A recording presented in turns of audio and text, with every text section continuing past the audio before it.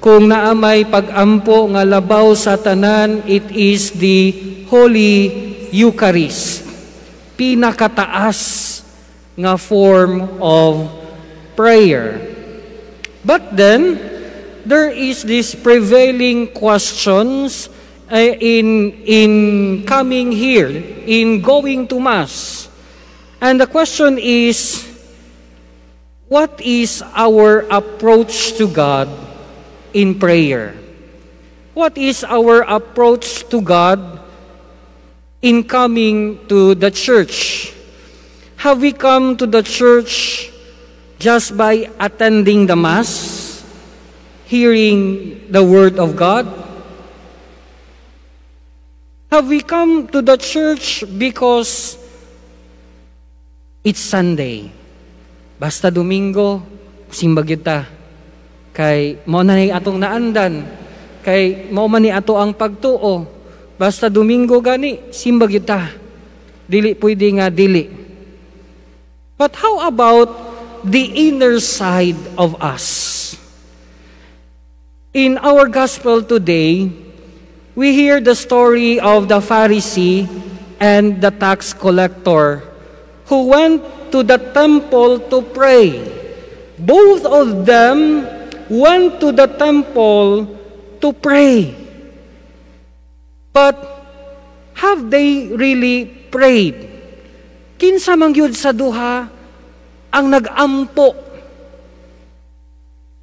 The Pharisees, on the one hand, did not actually pray to God. He went to the temple to exalt himself. Gipakita lang niya kung unsa siya kamaayo.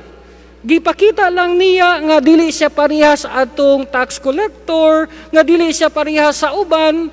Gipakita lang niya ang iyahang achievements.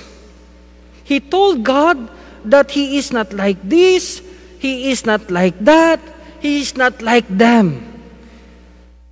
And enumerated the things he have done. Somehow, he wanted to prove something to God. He went there in the temple to inform God. Wala gyud siya nag-ampo. Miadto lang siya to attend. Miadto lang siya to present himself as better than the others. The tax collector, on the other hand, is the one who truly pray. Siya man gyud tong nag-ampo gyud. Coming to the temple, acknowledging the presence of God in his life. And by acknowledging the presence of God in his life, he also acknowledges his faults and failures. Gidawat pod niya ang iyahang mga kasaypanan. Gidawat pod niya ang iyahang mga kalapasan. Gidawat pod niya ang iyahang mga kakulangon. And because of that, he is in need of the mercy of God. He is in need of the guidance and help of God. Ang iya ding pag-adto didto dili lang kay basta magdala sa halad. Ang iyang pag-adto sa templo dili lang basta kay naako diha sa templo. Ang iyang pag-adto sa templo pag-acknowledge sa Dios nga maoy hinungdan sa tanan, nga maoy naghatag sa tanan, o pag-acknowledge nga luyon ining pagka mahigugmaon sa Ginoo, naagihapon siya nahimo nga kalapasan. And the tax collector wanted to change his life. Ang iyang pagtuo, ang iyahang paghupot diha sa pag-ampo, nangayo usab siya nga mabag-o siya. Because he acknowledged his sinfulness. In his prayer, he humbled himself. He begged for God's mercy. He begged for the mercy of God for his sins and for his shortcoming, and in turn, asked God's grace to change his heart. Makita nato ang duha ka approach. Una, kadtong sa Pariseo, niadto lang siya didto because he looked at himself as better than the other. Ang ikaduha, miadto siya didto tungod kay gusto siya nga mahimong better. Naidipirensya sa duha. There's a story told by Monsignor Ruperto Santos. Once there was a celebration at 25th silver jubilee of a silver anniversary of a priest, and people were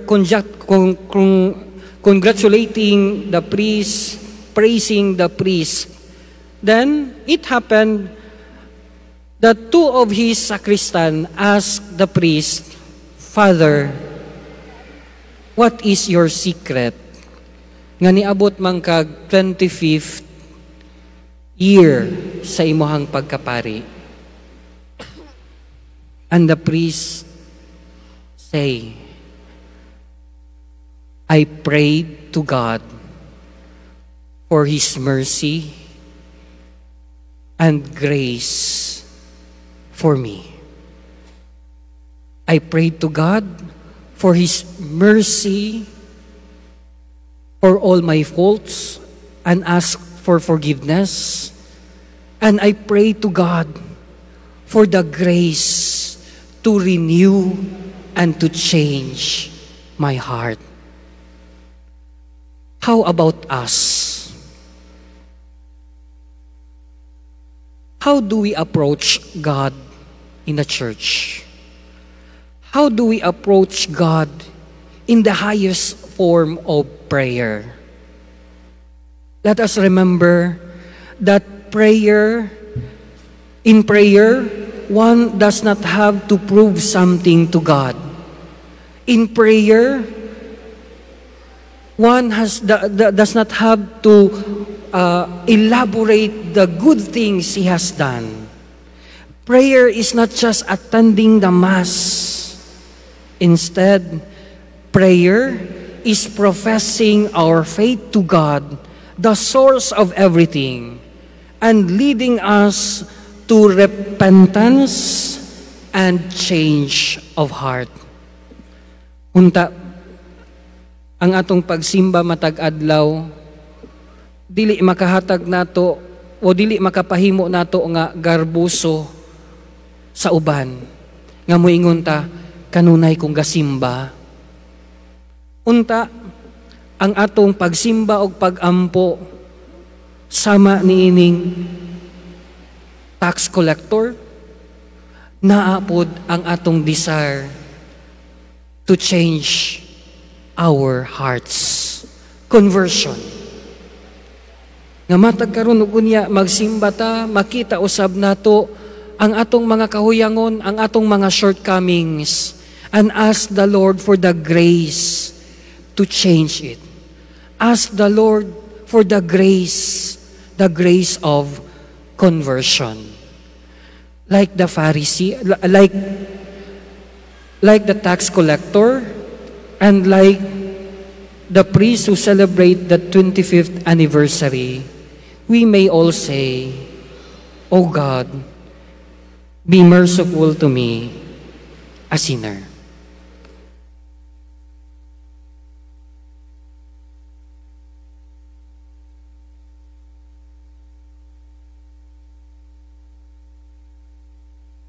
Please all stand. Profession of faith together.